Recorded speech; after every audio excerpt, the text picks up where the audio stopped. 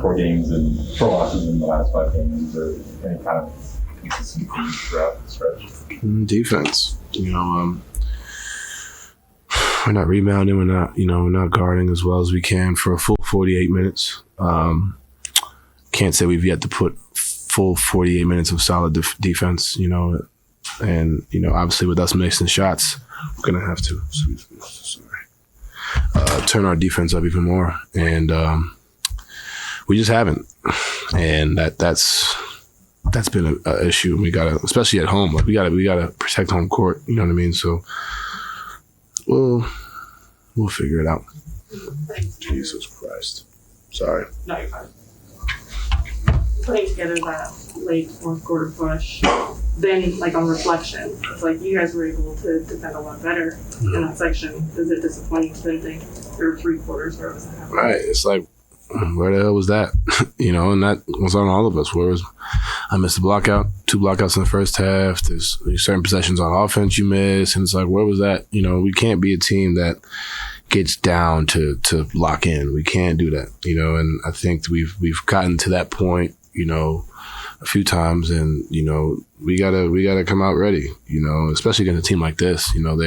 They compete. They threw different looks at us offensively. They threw a bunch of different things, and credit to them. But we gotta, from the jump, be ready to lock in. We gotta be ready to do what we do, and I can't say we have done that, and I think it's a reflection of us. Was it losing 3 out of 5, 4 out of 5, something like that? So we got 2 days. We'll be better. We'll look at the film from the past 2 games and address it.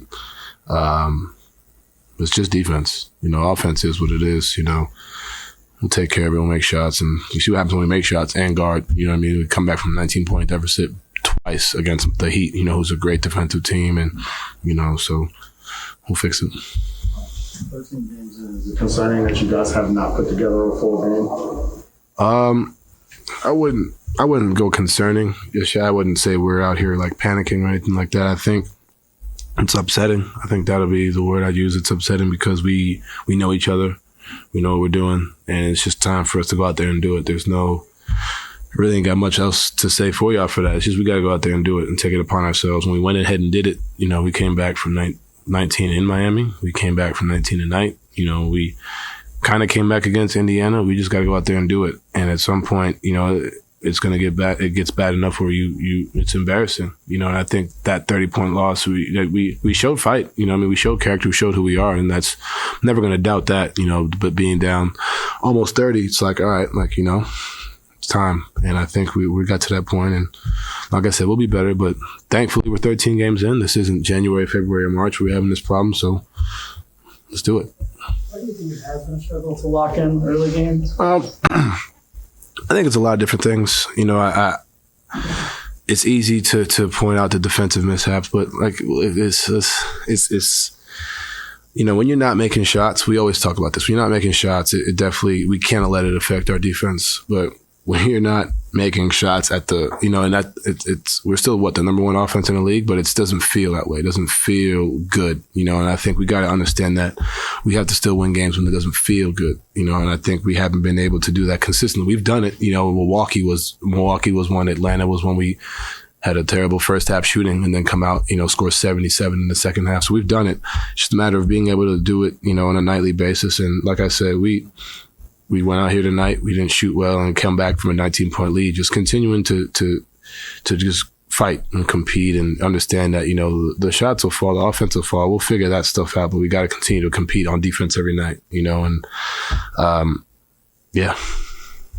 Mike was talking about, we asked him about having 13 combined shots for the last 2 games, and he mentioned that he's trying to be a little bit more of a facilitator because the ball has been sticking a little bit.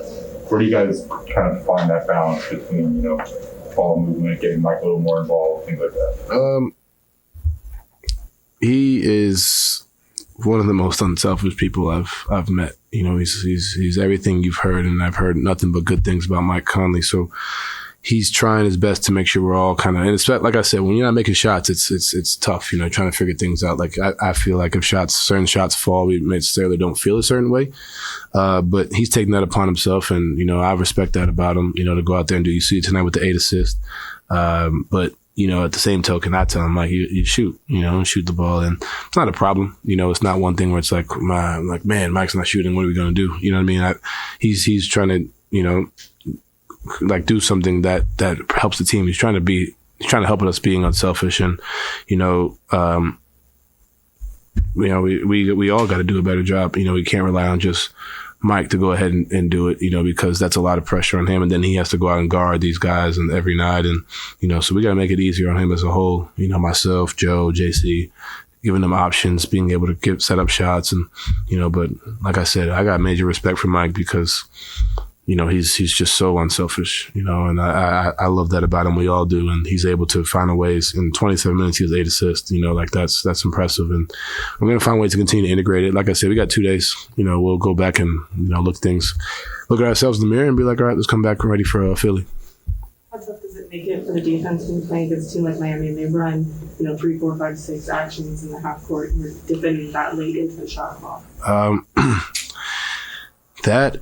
It's tough, and especially, when you got Jimmy out, you know Kyle, Tyler, but you never know who's coming. They got so many lethal weapons out there, and, they ran one play where they had 3 guys on the elbow and they just ran split action. And you have Bam who could pass his ass off, at the elbow.